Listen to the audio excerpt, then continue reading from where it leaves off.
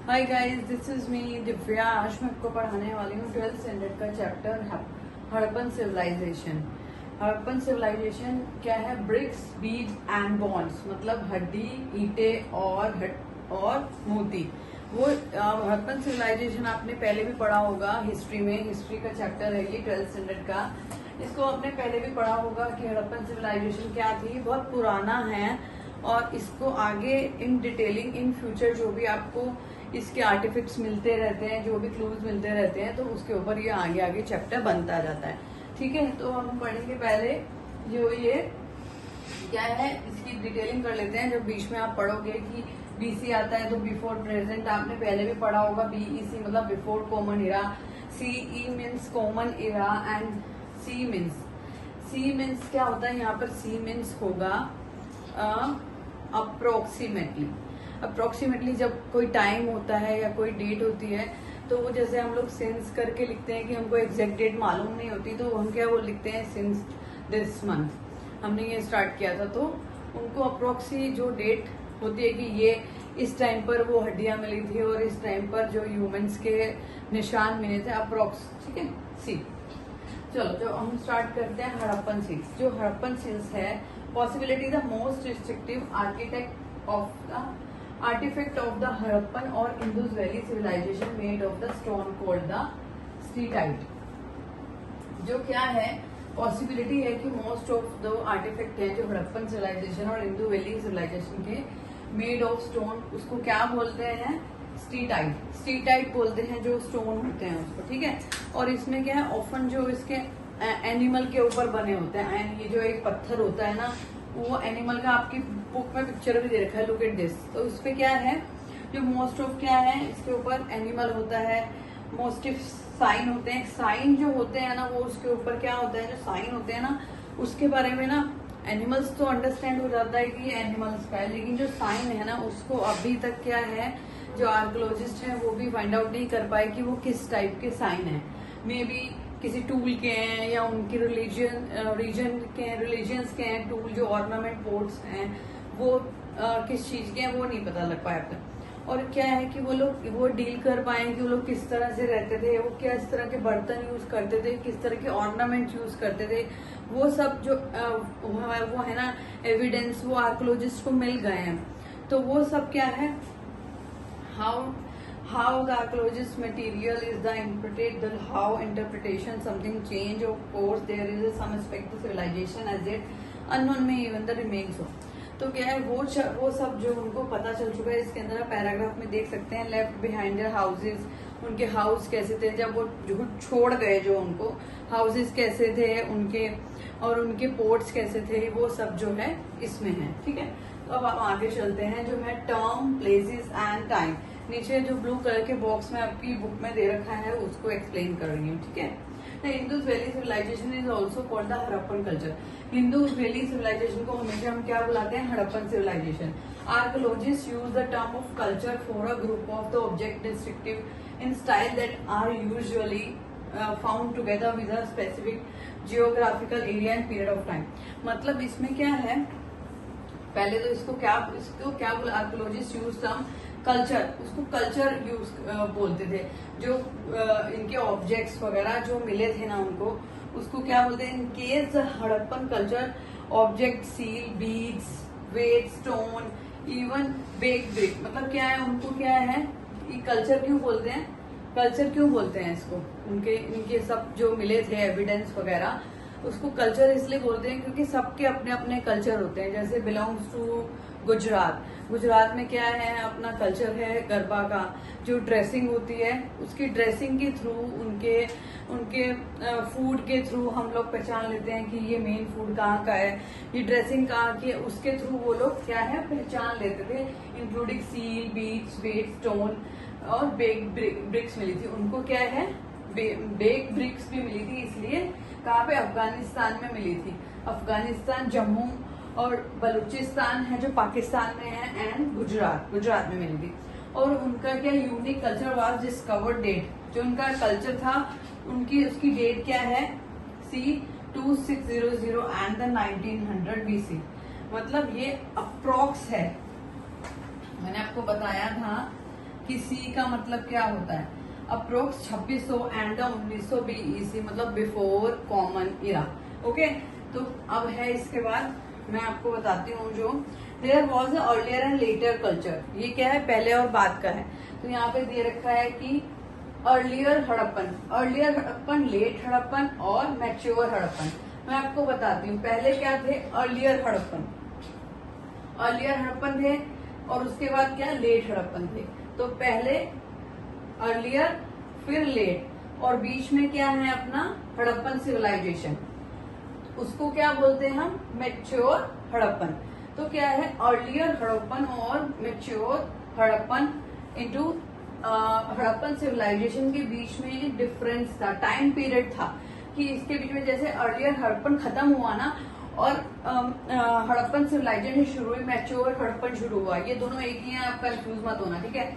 Earlier Harappan खत्म हुआ और मैच्योर हड़प्पन शुरू हुआ, तो इसके बीच में टाइम पीरियड था काफी, उस टाइम पर वो कुछ नहीं कर रहे थे। उसके बाद लेट हड़प्पन शुरू हुआ। अगर ये अर्लियर हड़प्पन और लेट हड़प्पन के बीच में आपको कुछ भी कंफ्यूजन है तो you can ask me in comment box. Okay, चलो अब आगे चलते हैं। आगे हमारा है मैप दे रखा है, आप इसमें ना जो है ना जगह के नाम फाइंड आउट कर लीजिए, क्योंकि आपको आगे सुनने में आएंगे। जैसे बालाकोट, मोहनजोदारो आपको सुनने में आएगा आगे।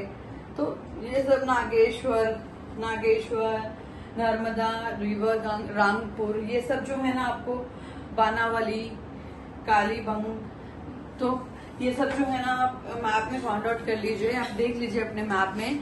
मैं आपको आगे बताती हूँ। चलो आगे हमारा है अगला जो टॉपिक है, फर्स्ट है बिगनिंग्स। तो स्टार्ट कैसे करते हैं, तो हमारा नेक्स्ट टॉपिक क्या है, बिगनिंग्स हमारा नेक्स्ट टॉपिक है। तो there was several archaeological culture is region prior to mature Harappan, मतलब मैच्योर हड़प्पन से पहले भी बहुत सारे क्या हैं, बहुत सारे कल्चर हुआ करते थे, इससे पहले भी archaeologist culture in region to prior mature Harappan, उससे पहले भी बहुत सारे कल्चर हुआ करते थे, पर इसके बारे में क्लियर नहीं है। तो क्या है, pastoralism, craft, settlement in no building, मतलब इसमें क्या दिया गया है कि सम क्राफ्ट, इसमें क्या है, एविडेंस मिले हैं उनकी पोट्री के, उनके क्राफ्ट के, उनके सेटलमेंट के, वो कि generally small there were virtual no building, की वहाँ पर सेटलमेंट हुए, जो सेटलमेंट होते थे उनकी क्या एविडेंस मिले, वहाँ पे कोई बड़ी बड़ी बिल्डिंग्स नहीं होती थी, वहाँ पे क्या होता था, छोटे वो होते थे। There were no long buildings appear, there was a break between the early Harappan and Harappan civilization. Early Harappan और हड़प्पन सिविलाइजेशन, अर्ली हड़प्पन क्या था, पहले था, और क्या था, हड़प्पन सिविलाइजेशन उसके बाद था, मतलब मैच्योर हड़प्पन। तो उनकी क्या लार्ज स्केल पे क्या है, बर्न ऑफ सम साइट, बहुत सारी साइट्स जो थी उनकी वो जली हुई थी, उनके एविडेंस मिले थे, और उन्हें क्या अबंडेंट छोड़ा हुआ था, उन्हें ऐसे ही छोड़ा हुआ था, ठीक है। तो उसके बाद हम चलते हैं सबस्टेंस ऑफ द स्ट्रेटर्जीज, मतलब इसके बारे में क्या है कि जो हड़प्पन है उन्होंने क्या है, हड़प्पन ने ना बहुत सारी ना वाइड क्या है, there are Harappan are at a wide range of plant, उन्होंने बड़ी क्वांटिटी में प्लांट्स को खाने के एविडेंस मिले हुए हैं, और क्या है उनको प्लांट्स के animal produce and included the fishes, और फिशेस के भी एविडेंस मिले हुए हैं। और archaeologist have been able to reconstruct dietary practice from the find चेरिट्स, ग्रेन एंड सीड्स, और क्या है ग्रेन और सीड्स के भी एविडेंस मिले हुए हैं। और एंशिएंट टाइम में क्या है, ये जो आर्कियोबॉटनिस्ट क्या होता है, आर्कियोबॉटनिस्ट जो होते हैं आर्कियोलॉजिस्ट हो गए, आर्कियोबॉटनिस्ट मतलब जो ये स्पेशलिस्ट होते हैं एंशिएंट प्लांट्स के, एंशिएंट प्लांट्स के जो वो होते हैं ना स्पेशलिस्ट, उनको बोलते हैं आर्कियोबॉटनिस्ट। जो तो क्या है इसमें इंक्लूडेड, वीट तो है ही, barley, lentil, chickpea and the sesame, मतलब इसमें इंक्लूड जो वीट है ना, उसके अलावा भी जो और बहुत सारे जो ये स्पाइसी वो ग्रेन्स वगैरह हैं वो इंक्लूड हैं। तो इसके अलावा millets are the found from the site in Gujarat की साइड में माइलेट्स मिला हुआ है। और उसमें क्या है, राइस जो है, राइस की जो वो है क्वांटिटी वो रियरली है, मतलब उन्होंने राइस जो है कम क्वांटिटी में यूज किया हुआ है। बहुत ज्यादा क्वांटिटी में नहीं किया हुआ है। उसके बाद है animal of bones found included, जो एनिमल्स के बोन मिले हैं जिसमें कैटल, शिप, गोट है, ठीक है। और ये आर्कियोलॉजिस्ट जो है ना वो कौन है, जो इनको जो ये वाइल्ड एनिमल की बोन और उनके वो मिले हैं उनके स्पेशलिस्ट हैं कि उन्होंने बताया है कि इनकी वाइल्ड स्पीशीज कौन कौन से हैं, बोर, डियर और घड़ियाल आर ऑल्सो फाउंड। उनकी जो हड्डियां हैं वो भी मिली हुई हैं। वो वाइल्ड एनिमल थे और क्या है, ये लोग एनिमल्स को भी अपने साथ में ही रखते थे, जिसको बोलते हैं, क्या बोलते हैं, एनिमल्स को अपने साथ रखते थे, मतलब जो है डोमेस्टिकेट करते थे। Bones of the domesticate bones of the wild species, मतलब जो जंगली जानवर थे उनके भी एविडेंस मिले हैं और वो क्या है डोमेस्टिक एनिमल भी अपने साथ में रखते थे। और क्या है, we do not know whether the Harappan hunting these animal themselves obtain meat from the hunting communities. और उसमें क्या है, उसके एविडेंस उसके बारे में नहीं पता चल चुका है, नहीं पता चला है उसके बारे में कि वो हंटिंग किस टूल से करते थे, किस चीज से वो एनिमल को काटते थे और किस तरह से वो करते थे। और इसमें क्या है, इंक्लूडेड फिश के एविडेंस भी मिले हैं वहां पर, मतलब बोन से पता चल जाता है कि वो फिश है और ये एनिमल है, ये जो भी है व्हाटएवर दिस। तो क्या है इंक्लूडेड, अब मैंने आपको बता दिया है कि जो प्लांट्स के स्पेशलिस्ट होते हैं वो कौन है, जो एनिमल्स के स्पेशलिस्ट होते हैं, जूजोलॉजिस्ट, आर्कोलॉजिस्ट और archaeobotanist. Okay, is this clear from there? उसके बाद है हमारा एग्रीकल्चर टेक्नोलॉजीज। एग्रीकल्चर के बारे में पता चलेगा आपकी एग्रीकल्चर की टेक्नोलॉजी क्या है इसमें। एंड हमारा नेक्स्ट टॉपिक है एग्रीकल्चर। मैं आपको बोल रही थी कि एग्रीकल्चर के बारे में, तो ये क्या, it is more difficult to reconstruct the actual agriculture practice, कि वो उसको रिकंस्ट्रक्ट करना, इसको वो ढूंढना इसको कि क्या है कि एग्रीकल्चर वो किस तरह से करते थे। वो क्या कि word seeds broadcast scatter on the plucking land, कि वो किस तरह से करते थे, सीड्स को किस तरह से ब्रॉडकास्ट करते थे, मतलब ब्रॉडकास्ट मतलब स्कैटर्ड मतलब बिखेरना। जैसे ऐसे ऐसे करके आपने देखा होगा किसी जगह पे फार्मिंग करते हुए लोगों को, फार्मर्स को, कि वो ऐसे स्कैटर्ड करते हैं सीड्स को। तो क्या है, क्या वो वर्ड सीड्स ब्रॉडकास्ट स्कैटर और प्लगिंग लैंड के लैंड के ऊपर वो क्या करते थे, स्कैटर्ड करते थे उसको। उन्होंने क्वेश्चन किया है खाली। इसके बाद क्या है कि word seeds broadcast land representation on the seal of terracotta sculpture indicate the bull and known as the archaeologist extra plot from the oxen were use the ploughing. मतलब इसमें क्या, टेराकोटा बुल जो होता है ना वो किस चीज से बना होता है, क्ले से आई थिंक बना होता है, वो उसके एविडेंस भी मिले थे। तो क्या है, टेराकोटा बुल जो आपने इसमें पिक्चर में यहाँ लगा हुआ है टेराकोटा बुल, वो क्या है एक क्ले से कुछ बनाते हैं जिससे वो खराब नहीं होता है, वो ही जानते थे किस तरह से बनाते थे। तो क्या है, उनको एविडेंस भी मिले हैं इसके कि वो लोग क्या है ऑक्सन और उसको प्लगिंग के लिए यूज करते थे, मतलब खेती के लिए, फार्मिंग के लिए वो ऑक्स को भी यूज करते थे, ठीक है। और इसमें क्या है, terracotta model plug have found in the side of, कहाँ पे इसके जो साइड वो मिले हैं, टेराकोटा बुल के जो एविडेंस हैं वो कहाँ पर मिले हैं, प्लगिंग की, वो खेती के लिए उसको यूज करते थे, काली बेगन और बनावाली हरियाणा में इसके एविडेंस मिले हैं। ओके, और क्या है कि और प्लगिंग के जो है हरियाणा में मिले हैं इसके, और क्या है कहाँ मिले हैं, राजस्थान में मिले हैं। हरियाणा और राजस्थान में इसके प्लगिंग के जो है एविडेंस मिले हैं, ठीक है। उसके बाद क्या है कि वो लोग ने two set of the furrow of the right angle each other. Okay, स्टगिंग टू डिफरेंट क्रॉप पर ग्रोन, मतलब वो दो टाइप के जो हैं खेती करते थे, ग्रोन टुगेदर, साथ में दो टाइप की क्रॉप्स को प्लग करते थे एक साथ में।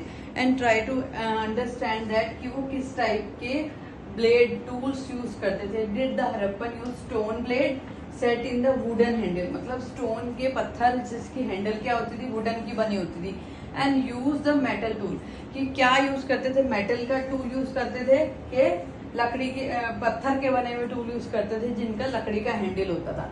तो वो क्या करते थे, और क्या था कि where irrigation was the probably required to the agriculture, मतलब क्या है कि वो इरिगेशन भी करते थे कि उनके trace to canal have found the Harappan site of the शॉटगुई इन अफगानिस्तान। तो उनको क्या है इरिगेशन की रिक्वायरमेंट होती थी कि वो जो पानी है ना वो कैनाल से यूज करते थे, कैनाल से यूज करते थे, मतलब जैसे उनको क्या है कि और जो वो क्या है वहां पर, और नॉट पंजाब और सिंध में नहीं करते थे। मे बी इसमें क्या है जो कैनाल्स हैं वो वहाँ की बहुत बड़ी बड़ी होती थी और मे बी सूख चुकी हूँ उसमें, तो वो इसलिए।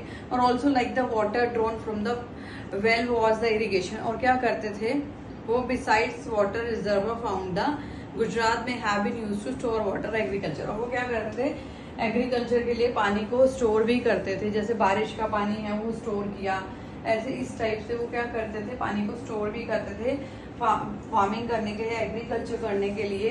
क्योंकि ये तो होता नहीं था कि अब पहले के टाइम पे और अब के टाइम पे क्या होता था, पहले वो क्या करते थे सीजनल बारिश होती थी, तो इसलिए वो क्या करते थे इरिगेशन, मतलब क्या है कि जैसे फर्टिलाइजर और वो सब तो पहले होते नहीं थे, तो क्या था इरिगेशन जैसे कि कैनल से पानी लेना। नेचुरली तो एक सीजन में बारिश आती है तो कैनाल से या कोई पोंड होता है उस टाइम पे होता होगा, तो वहां से पानी लेके वो लोग क्या करते थे खेती करते थे। तो ये यहाँ पे टॉपिक खत्म हो गया। इसके बाद क्या है सैडल क्रंच, इसमें आपका दे रखा होगा सैडल क्रंच क्या है, एक टाइप का पत्थर है जिसपे वो लोग क्या करते थे, मतलब उसको ग्राइंड करते थे।